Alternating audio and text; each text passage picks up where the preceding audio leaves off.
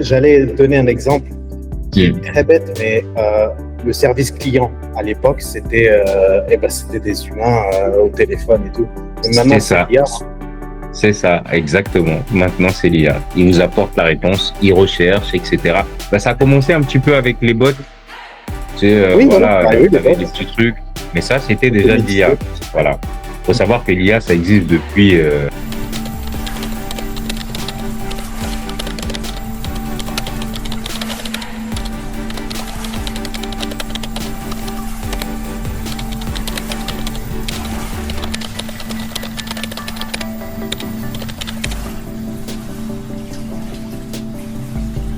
Un bon bouton. Et c'est en phase de développement, ça continue de se développer plutôt.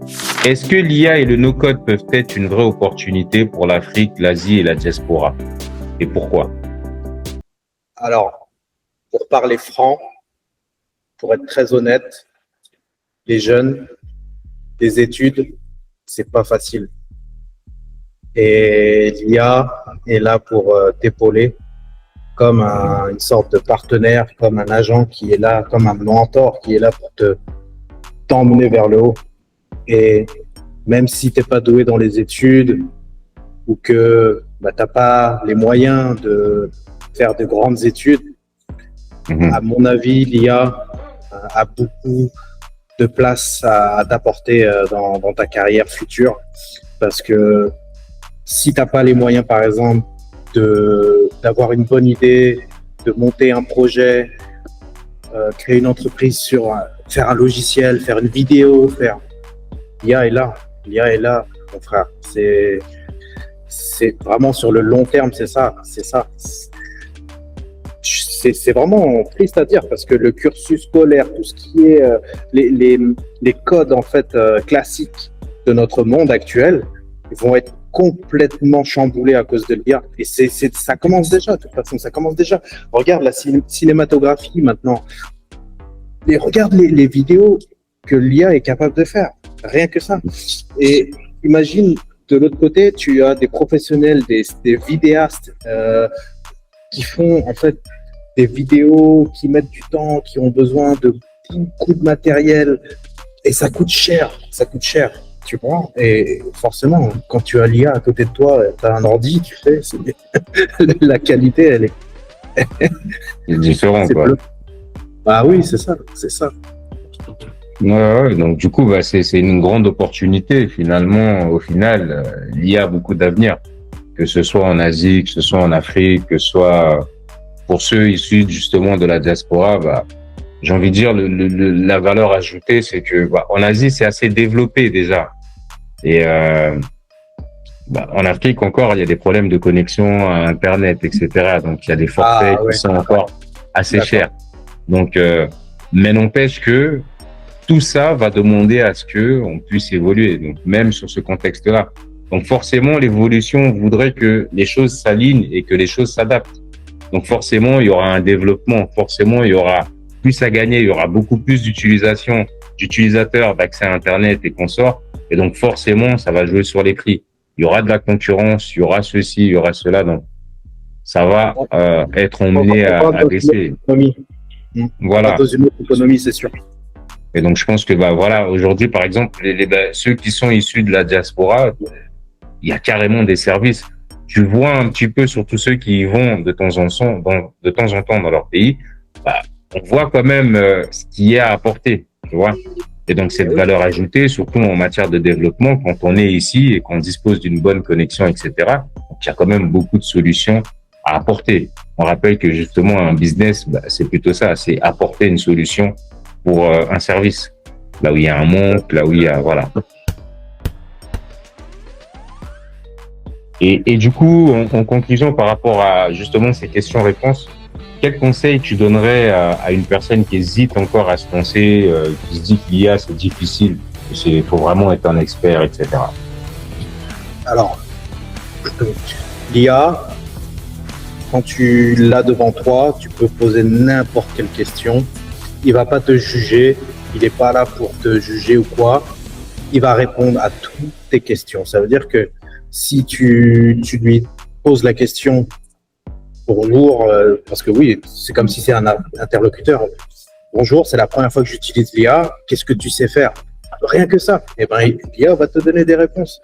Il faut commencer à s'acclimater avec l'interaction. Parce que, comme on en a parlé récemment, toi et moi, ça me dérange pas d'appeler l'IA et avoir une discussion, tu vois, quand je comprends. Ouais, c'est clair. C'est clair. C'est clair. Voilà, je suis arrivé à un niveau où je l'appelle, je la tutoie, il n'y a pas de problème, tu vois. C'est ça. Voilà, Ouais, lui donner un prénom, tout ça. Normal. Voilà. Alors qu'avant, forcément, l'IA, moi, je connaissais pas. Donc, tu tapes des trucs. Ouais, où est l'adresse, où est ce restaurant, où est cet hôtel, que penses-tu de ci, de ça. Tu peux même engager une conversation au niveau de l'actualité. Par exemple, en ce moment, il y a le Groenland, Trump et tout ça. Tu vois, tu peux poser des questions et tu auras des réponses. Il faut juste être curieux et jouer avec. C'est comme un jeu. Au début, c'est comme un jeu. Ouais. Et tu apprends au fur et à mesure du temps et puis voilà, tu t'adaptes. Exactement. Après, Ouais. je dirais aussi que faut pas hésiter. C'est vrai qu'hier, il y avait pas mal de choses. L'IA, je trouve que c'est un peu beaucoup diabolisé. T'as une phrase même que Elon Musk a sortie dernièrement. Je pense qu'il a dit que ouais, à la vitesse à laquelle va l'IA, je sais pas quoi, c'est comme si on était en train de faire appel au diable en fait. Voilà, c'est comme si on Ouais, faisait appel au diable. je me Donc rappelle. ça part vraiment loin. Et c'est vrai que c'est pas mal diabolisé. Mais il faut se dire que quand on a une utilisation qui est responsable, on peut faire beaucoup de choses. Et c'est pas juste ce côté-là justement de l'IA. Il faut voir vraiment que l'IA reflète en fait ce que vous êtes. Si vous êtes une personne mauvaise, vous allez faire ce qu'il y a de mauvais. Si vous êtes Ah une oui. personne, en fait, c'est juste le reflet de votre personne. Je pense que c'est pas plus que ça. Alors, donc n'hésitez pas. Si vous êtes une bonne personne, n'hésitez pas. Christian l'a dit justement, il faut être curieux. Et je rajouterais également que cette curiosité ne soit pas un frein pour vous. Hier, par exemple, quand les ordinateurs sont arrivés, les gens disaient oh non, c'est des trucs machin, c'est des gadgets. Aujourd'hui, on est obligé d'utiliser un ordinateur quasiment dans tout. Le smartphone est arrivé. Pareil. Ah non, c'est téléphone, machin. Tu te rappelles nos premiers Ah ouais. téléphones là? Ouais, Le le Nokia, StarTAC le 130, serpent. le Nokia, Oui, le 3310. t'avais le StarTAC. Tu l'avais le Ouais. StarTAC, toi. Ah, je l'aimais le StarTAC. Je l'aimais tellement. Après, on est passé sur les T28, le Voilà. Nokia avec la Ericsson. boule, Ericsson et tout. Voilà. Oh là là, franchement. Non, grave, grave. Mais ouais, en fait, aujourd'hui, on est sur des smartphones. Aujourd'hui, on est sur un développement qui est encore poussé. Aujourd'hui, tu as des montres. Aujourd'hui, tu as même voilà des casques virtuels. Voilà, donc il faut pas hésiter. Ça fait partie de l'évolution. Après, si on n'a pas envie d'évoluer, malheureusement, donc on peut être dépassé par son temps. Donc voilà, C'est sûr. ne serait-ce qu'être curieux, c'est vraiment ça le plus important. Ne serait-ce qu'être curieux, télécharger une application et puis voilà, poser une question, celle qui vous passe par la tête. Et c'est comme ça que vous allez commencer à vous familiariser avec. Donc Christian l'a dit, c'est vraiment très important et je surligne en gros, en gras, tout ce que vous voulez, donc ce côté de curiosité. Et la curiosité, bah, c'est un peu dans tout dans la vie. Quand on est curieux, bah voilà, on trouve des réponses aux questions qu'on se pose. Et justement, j'ajouterais que il y a deux formats d'IA disponibles. C'est les IA gratuites et les IA payantes. Mhm. Pour ma part, pour le côté professionnel, je suis contraint Obligé. à m'abonner. Voilà. Ouais, c'est pareil. L'IA, l'IA gratuite, c'est quand même assez limité. Tu peux pas te dire je vais faire de l'argent si tu utilises l'IA gratuitement. C'est trop limité. C'est trop limité. Ouais. Ouais, bah, c'est Il ça. faut commencer à Les investir. Ouais. solutions. C'est pas gratuit. C'est pas gratuit. Après, sinon, voilà, c'est un bon début. Mais bon, justement, pour les personnes qui l'utilisent pour gagner de l'argent, effectivement, à un moment, ils sont forcément Ah oui, limités. Il y a beaucoup de choses sur lesquelles, voilà, bah, c'est conçu pour, hein.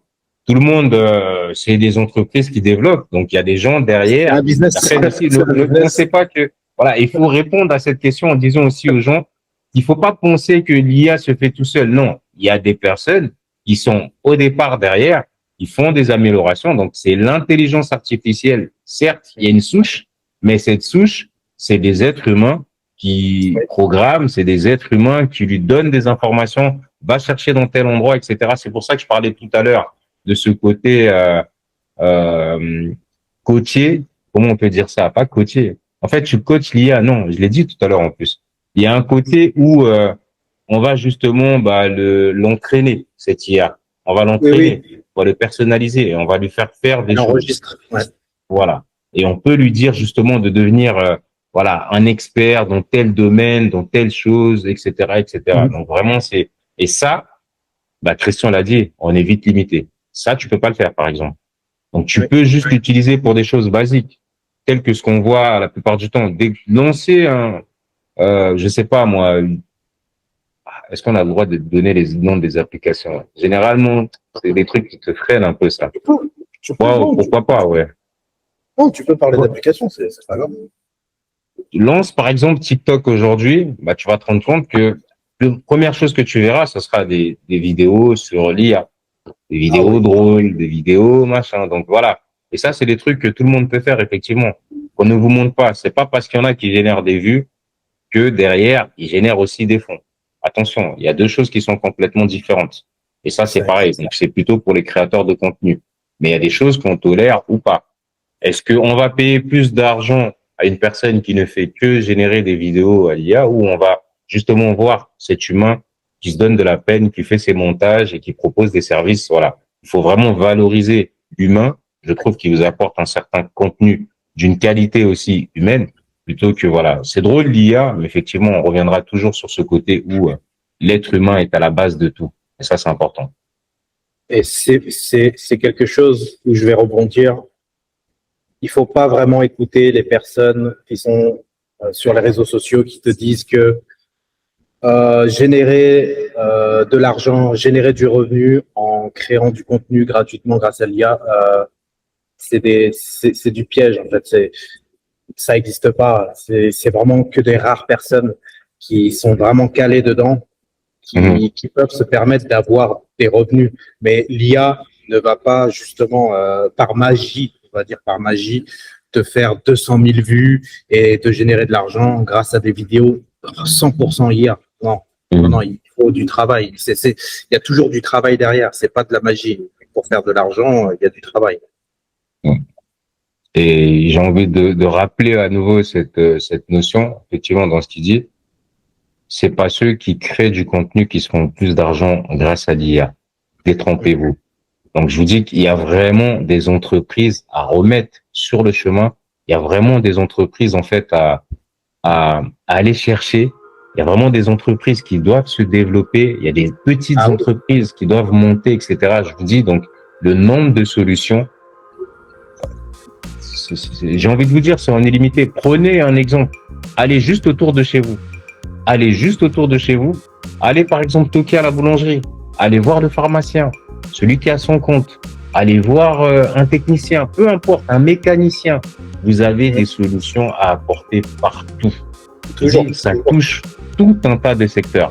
Après, c'est vrai, il y a certains secteurs comme le côté médical, etc., où là, effectivement, donc il faut faire attention parce qu'il y a des choses à respecter, il y a des normes à respecter, il y a une certaine déontologie. On peut pas faire tout et n'importe quoi, mais on a quand même la possibilité aussi de proposer des services, tant qu'on reste. Voilà. Moi, je me suis amusé, par exemple, à créer un agenda. Vous connaissez tous à peu près l'application Doctolib. Voilà. Donc, j'ai créé un agenda, en fait, pour un service, pour un cabinet médical. Ils voulaient pas forcément le truc payant, ils trouvaient que c'était cher, la prestation d'un certain service, voilà, pas créer de problème. Mais je leur ai créé une application, voilà. Voilà, je leur ai proposé un service qui était largement moins cher, qui génère des fonds et ils en sont pleinement satisfaits. Voilà. Et c'est un gain de temps pour eux, voilà.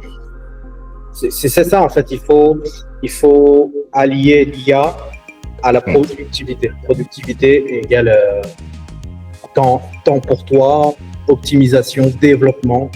Quand tu parles de productivité, forcément, il y aura l'IA derrière. À cette année et les années à venir, quand tu parles d'IA, tu parles de productivité. Ça, c'est indéniable, indéniable. Très bien. Parfait. Là, on a terminé un peu le côté questions-réponses.